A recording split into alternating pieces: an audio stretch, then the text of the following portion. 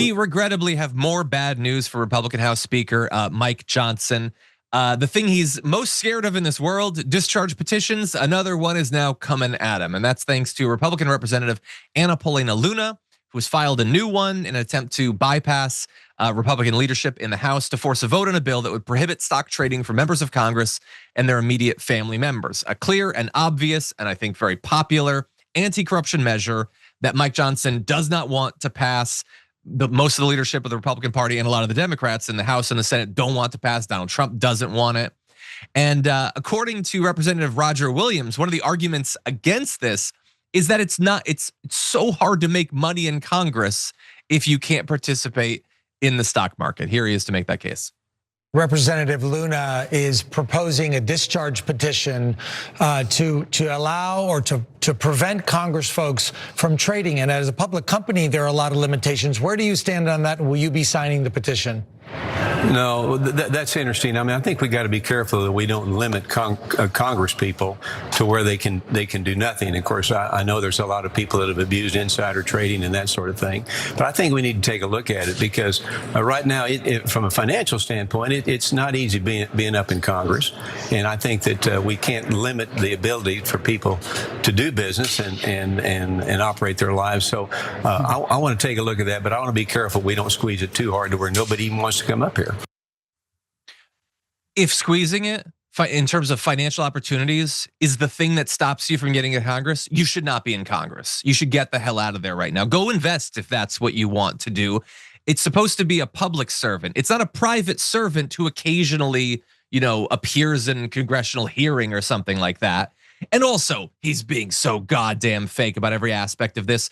So House members get paid $174,000 a year, which is a good amount of money, more than most people make. He is doing far better than that. The dude already has a net worth of apparently that's 2023 to 2024, well over $1.3 million. Oh, he's really struggling to get by. The guy looks like he's got a week and a half left to live. You can't coast on the $1.3 million he disclosed at that point. So cry me a massive river for that. And also, it stops you from trading individual stocks. They would still be able to invest in a million different ways. They could buy index funds. They could invest in a way where when everybody does well, they do well too. That's not enough for this guy because it's not about them making money, investing in all that. It is very specifically having the capacity to do insider trading. That is what he is shilling for right here. Bro, what do you think? Yeah, okay. I love that guy that he's like, listen, we got to be super careful about this stuff. Whenever you hear that, you should check your pockets.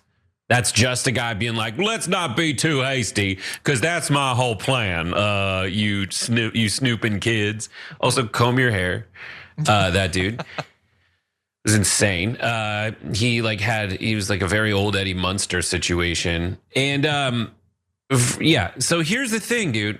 We need a better way to pay our representatives because at most jobs, if you do it well, you get a bonus. And I think there should be some kind of I've said this for a while, we actually have to make it happen. An America index from which they bonus. And part of it should be is Congress working right now? And the answer is always no, so they should not bonus. This guy is trying to tell you that he can't, we can't make it so these guys are only making $174,000 a year. Yeah. That's how much they make as Congress people. They make $174,000 a year, period. And they go and I know they have to fly back and forth from their constituency to DC, and that's it. But you're making $174,000 a year, and that guy it looks like he's been in Congress for 750 years. Yeah, no, 100%. By the way, they work a few months a year. And they spend the rest of the time not even talking to constituents. A lot of time it's fundraising for their campaigns or whatever. Do some gig work or something. Regular people do that. If you're hurting so much for money, get a part-time job during the months that you guys are in recess and the regular shutdowns that you have when you're not actually trying to do your real job.